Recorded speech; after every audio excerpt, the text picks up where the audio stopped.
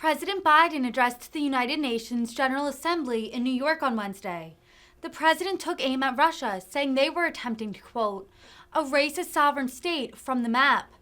President Biden called referendums in Russian-occupied portions of Ukraine a, quote, sham and a, quote, significant violation of the UN Charter.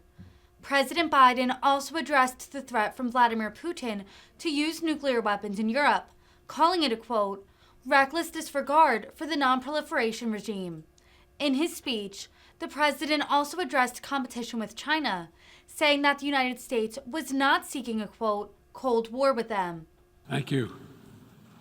Mr. President, Mr. Secretary General, my fellow leaders, in the last year, our world has experienced great upheaval. A growing crisis in food insecurity, record heat, floods, and droughts, COVID-19, inflation, and a brutal, needless war. A war chosen by one man, to be very blunt. Let us speak plainly.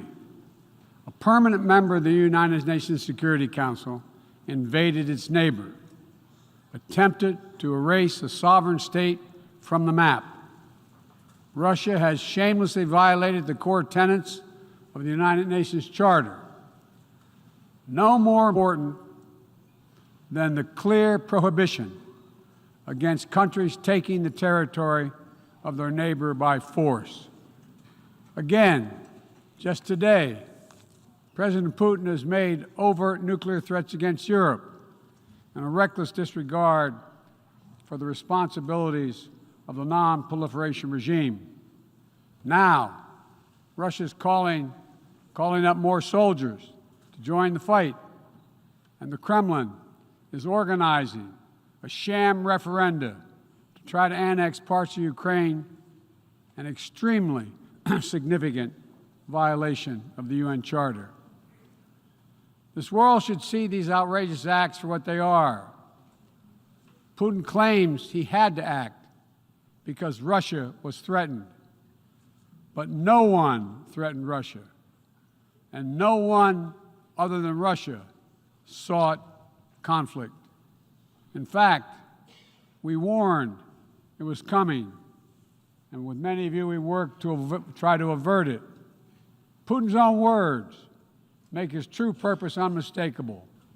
Just before he invaded, Putin asserted, and I quote, Ukraine was created by Russia and never had, quote, real statehood. And now we see attacks on schools, railway stations, hospitals, on centers of Ukrainian history and culture. In the past, even more horrifying evidence of Russia's atrocity and war crimes. Mass graves uncovered in Izium, bodies, according to those who excavated those bodies, showing signs of torture. This war is about extinguishing Ukraine's right to exist as a state, plain and simple, and Ukraine's right to exist as a people. Whoever you are, wherever you live, whatever you believe, that should make your blood run cold. That's why 141 nations in the General Assembly came together and to unequivocally condemn Russia's war against Ukraine. The United States has marshaled massive levels of security assistance and humanitarian aid and direct economic support for Ukraine. More than $25 billion to date. Our allies and partners around the world have stepped up as well. And today, more than 40 countries represented in here have contributed billions of their own money and equipment to help Ukraine defend itself. The United States is also working closely with our allies and partners to impose costs on Russia, to deter attacks against NATO territory, to hold Russia accountable for the atrocities and war crimes. Because if nations can pursue their imperial ambitions without consequences, then we put at risk everything this very institution stands for, everything.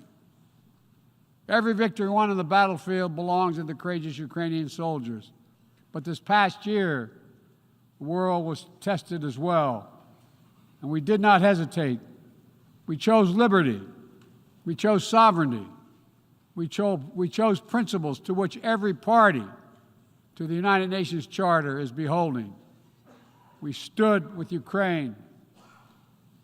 Like you, the United States wants this war to end on just terms, on terms we all signed up for, that you cannot seize a nation's territory by force.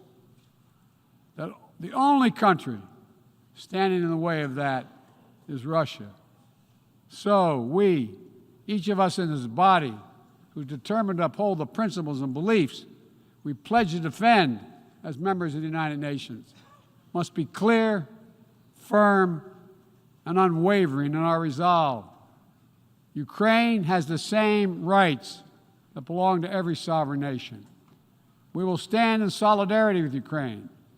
We will stand in solidarity against Russia's aggression, period. Now, it's no secret that in the contest between democracy and autocracy, the United States and I, as President, champion a vision for our world that's grounded in the values of democracy. The United States is determined to defend and strengthen democracy at home and around the world because I believe democracy remains humanity's greatest instrument to address the challenges of our time. We're working with the G7 and like-minded countries to prove democracies can deliver for their citizens, but also deliver for the rest of the world as well. But as we meet today, the UN Charter's very basis of a stable and just rule-based order is under attack by those who wish to tear it down or distort it for their own political advantage. And the United Nations Charter was not only signed by democracies of the world, it was negotiated among citizens, dozens of nations with vastly different histories and ideologies, united in their commitment to work for peace. As President Truman said in 1945, the UN Charter, and I quote, is proof that nations like men can state their differences, can face them, and then can find common ground on which to stand, end of quote. That common ground was so straightforward, so basic, that today 193 of you, 193 member states have willingly embraced its principles. And standing up for those principles for the UN Charter is the job of every responsible member state. I reject the use of violence and war to conquer nations or expand borders through bloodshed, to stand against global politics of fear and coercion, to defend the sovereign rights of smaller nations as equal to those of larger ones, to embrace basic principles like freedom of navigation, respect for international law, and arms control. No matter what else we may disagree on, that is the common ground upon which we must stand. If you're still committed to a strong foundation for the good of every nation around the world, then the United States wants to work with you. I also believe the time has come for this institution to become more inclusive so that it can better respond to the needs of today's world. Members of the UN Security Council, including the United States, should consistently uphold and defend the UN Charter and refrain from the use of the veto, except in rare, extraordinary situations, to ensure that the Council remains credible and effective. That is also why the United States supports increasing the number of both permanent and non-permanent representatives of the Council. This includes permanent seats for those nations we have long supported and permanent seats for countries in Africa, Latin America, and the Caribbean. The United States is committed to this vital work.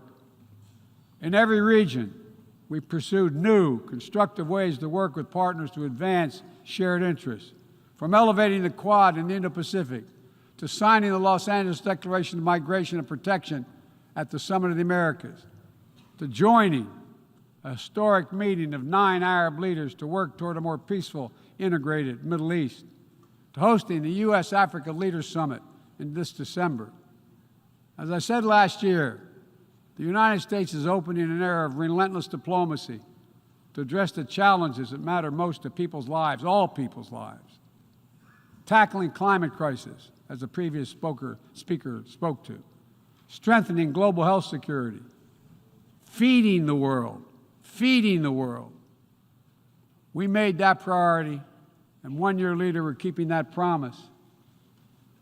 From the day I came to office, we've led with bold climate agenda. We rejoined the Paris Agreement, convened the major climate summits, helped deliver critical agreements on the COP26. We helped get 2/3 of the world's GDP on track to limit warming to 1.5 degrees Celsius. And now, I've signed a historic piece of legislation here in the United States that includes the biggest, most important climate commitment we have ever made in the history of our country, $369 billion toward climate change. That includes tens of billions in new investments in offshore wind and solar, doubling down on zero-emission vehicles, increasing energy efficiency, supporting clean manufacturing. Our Department of Energy estimates that this new law will reduce U.S. emissions by 1 gigaton a year by 2030, while unleashing a new era of clean energy-powered economic growth. Our investments will also help reduce the cost of developing clean energy technologies worldwide, not just in the United States. This is a global game changer, and none too soon. We don't have much time. We all know we're already living in a climate crisis. No one seems to doubt it after this past year. We meet. Much of Pakistan is still underwater, needs help. Meanwhile, the Horn of Africa faces unprecedented drought. Families are facing impossible choices, choosing which child to feed and wondering whether they'll survive. This is the human cost of climate change, and it's growing, not lessening. So as I announced last year, to meet our global responsibility, my administration is working with our Congress to deliver more than $11 billion a year to international climate finance, to help lower-income countries implement their climate goals and ensure a just energy transition. The key part of that will be our PEPFAR plan, which will help 500 million people in especially vulnerable countries adapt to the impacts of climate change and build resilience. This need is enormous. So let this be the moment we find within ourselves the will to turn back the tide of climate devastation, and unlock a resilient, sustainable, clean energy economy to preserve our planet. On global health, we've delivered more than 620 million doses of COVID-19 vaccine to 116 countries around the world, with more available to help meet countries' needs. All free of charge, no strings attached, and we're working closely with the G20 and other countries in the United States help lead the change to establish a groundbreaking new fund for pandemic prevention, preparedness, and response at the World Bank. At the same time, we've continued to advance the ball on enduring global health challenges. Later today, I'll host the 7th Replenishment Conference for the Global Fund to fight AIDS, tuberculosis, and malaria. With bipartisan support in our Congress, I have pledged to contribute up to $6 billion to that effort. So I look forward to welcoming a historic round of pledges at the conference, resulting in one of the largest global health fundraisers ever held in all history. We're also taking down the food crisis head on, with as many as 193 million people around the world experience acute food insecurity, a jump of 40 million in a year. Today I'm announcing another $2.9 billion in U.S. support for life-saving humanitarian and food security assistance for this year alone. Russia, in the meantime, is pumping out lies, trying to pin the blame for the crisis, the food crisis, on the sanctions imposed by many in the world for the aggression against Ukraine. So let me be perfectly clear about something.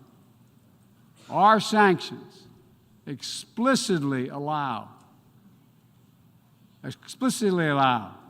Russia the ability to export food and fertilizer. No limitation. It's Russia's war that is worsening food insecurity, and only Russia can end it. I'm grateful for the work here at the UN, including your leadership, Mr. Secretary General, establishing a mechanism to export grain from Black Sea ports in Ukraine that Russia had blocked for months, and we need to make sure it's extended. We believe strongly in the need to feed the world. That's why the United States is the world's largest supporter of the World Food Program, with more than 40% of its budget. We're the leading support of the UNICEF efforts to feed children around the world. To take on a larger challenge of food insecurity, the United States introduced a call to action, a roadmap eliminating global food insecurity, that more than 100 nation member states have already supported. In June, the G7 announced more than $4.5 billion to strengthen food security around the world through USAID's Feed the Future initiative. The United States is scaling up innovative ways to get drought and heat-resistant seeds into the hands of farmers who need them, while distributing fertilizer and improving fertilizer efficiency so that farmers can grow more while using less. And we're calling on all countries to refrain from banning food exports or hoarding grain while so many people are suffering. Because in every country in the world, no matter what else divides us, if parents cannot feed their children, nothing else matters. If parents cannot feed their children. As we look to the future, we're working with our partners to update and create rules of the road for new challenges we face in the 21st century. We launched the Trade and Technology Council with the European Union to ensure that key technologies are developed and governed in the way that benefits everyone. With our partner countries and through the UN, we're supporting and strengthening the norms of responsibility, responsible state behavior in cyberspace, and working to hold accountable those who use cyber attacks to threaten international peace and security. With partners in the Americas, Africa, Europe, and the Middle East, and the Indo-Pacific, we're working to build a new economic ecosystem where every nation gets a fair shot, and economic growth is resilient, sustainable, and shared. That's why the United States has championed a global minimum tax, and we will work to see it implemented so major corporations pay their fair share everywhere. It's also been the idea behind the Indo-Pacific Economic Framework, which the United States launched this year with 13 other Indo-Pacific economies. We're working with our partners in ASEAN and the Pacific Islands to support a vision for a critical Indo-Pacific region that is free and open, connected and prosperous, secure and resilient. Together with partners around the world, we're working to secure resilient supply chains that protect everyone from coercion or domination, and ensure that no country can use energy as a weapon.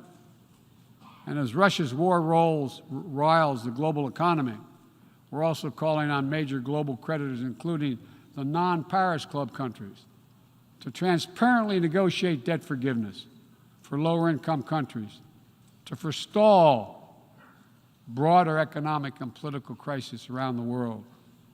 Instead of infrastructure projects that generated huge and large debt without delivering on the promised advantages, let's meet the enormous infrastructure needs around the world with transparent investments, high-standard projects that protect the rights of workers and the environment, keyed to the needs of the communities they serve, not to the contributor. That's why the United States, together with fellow G7 partners, launched a Partnership for Global Infrastructure and Investment. We intend to collectively mobilize $600 billion in investment through this partnership by 2027. Dozens of projects are already underway. Industrial-scale vaccine manufacturing in Senegal, transformative solar projects in Angola, first-of-its-kind small modular nuclear power plant in Romania. These are investments that are going to deliver returns not just for those countries, but for everyone. The United States will work with every nation, including our competitors, to solve global problems like climate change. Climate diplomacy is not a favor to the United States or any other nation, and walking away hurts the entire world. Let me be direct about the competition between the United States and China. As we manage shifting geopolitical trends, the United States will conduct itself as a reasonable leader. We do not seek conflict. We do not seek a Cold War. We do not ask any nation to choose between the United States or any other partner. But the United States will be unabashed in promoting our vision of a free, open, secure, and prosperous world and what we have to offer communities of nations. Investments that are designed not to foster dependency, but to alleviate burdens and help nations become self-sufficient. Partnerships not to create political obligation, but because we know our own success. Each of our successes increased when other nations succeed as well. When individuals have the chance to live in dignity and develop their talents, everyone benefits. Critical to that is living up to the highest goals of this institution, increasing peace and security for everyone, everywhere. The United States will not waver in our unrelenting determination to counter and thwart the continuing terrorist threats to our world. And we will lead with our diplomacy to strive for peaceful resolution of conflicts. We seek to uphold peace and stability across the Taiwan Straits. We remain committed to our one China policy, which has helped prevent conflict for 4 decades. And we continue to oppose unilateral changes in the status quo by either side. We support an African Union-led peace process to end the fighting in Ethiopia, restore security for all its people. In Venezuela, where years of political oppression have driven more than 6 million people from that country, we urge the Venezuelan-led dialogue and return to free and fair elections. We continue to stand with our neighbor in Haiti as it faces political, fueled gang violence and an enormous human crisis. And we call on the world to do the same. We have more to do. We'll continue to back the UN-mediated truce in Yemen, which has delivered precious months of peace to people that have suffered years of war. And we will continue to advocate for lasting negotiating peace between the Jewish and democratic state of Israel and the Palestinian people. The United States is committed to Israel's security, full stop. And a negotiated two-state solution remains, in our view, the best way to ensure Israel's security and prosperity for the future and give the Palestinians the state to which they are entitled. Both sides to fully respect the equal rights of their citizens. Both people enjoying equal measure of freedom and dignity. Let me also urge every nation to recommit to strengthening the nuclear non-proliferation regime through diplomacy. No matter what else is happening in the world, the United States is ready to pursue critical arms control measures. A nuclear war cannot be won and must never be fought. The 5 permanent members of the Security Council just reaffirmed that commitment in January. But today, we're seeing disturbing trends. Russia shunned the non-proliferation ideals embraced by every other nation at the 10th NPT Review Conference. And again today, as I said, they're making irresponsible nuclear threats to use nuclear weapons. China is conducting an unprecedented, concerning nuclear buildup without any transparency. Despite our efforts to begin serious and sustained diplomacy, the Democratic People's Republic of Korea continues to blatantly violate UN sanctions. And while the United States is prepared for a mutual return to the Joint Comprehensive Plan of Action if Iran steps up to its obligations, the United States is clear. We will not allow Iran to acquire a nuclear weapon. I continue to believe that diplomacy is the best way to achieve this outcome. The non-proliferation regime is one of the greatest successes of this institution. We cannot let the world now slide backwards, nor can we turn a blind eye to the erosion of human rights. Perhaps singular among this body's achievements stands the Universal Declaration of Human Rights, which is the standard by which our forebears challenged us to measure ourselves. They made clear in 1948, human rights are the basis for all that we seek to achieve. And yet today, in 2022, fundamental freedoms are at risk in every part of our world, from the violations in Xinjiang, detailed recent reports by the Office of UN and U.S. reports detailing by the U.S. High Commissioner, to the horrible abuses against pro-democracy activists and ethnic minorities by the military regime in Burma, to the increased repression of women and girls by the Taliban in Afghanistan. And today, we stand with the brave citizens and the brave women of Iran who right now are demonstrating to secure their basic rights. But here's what I know.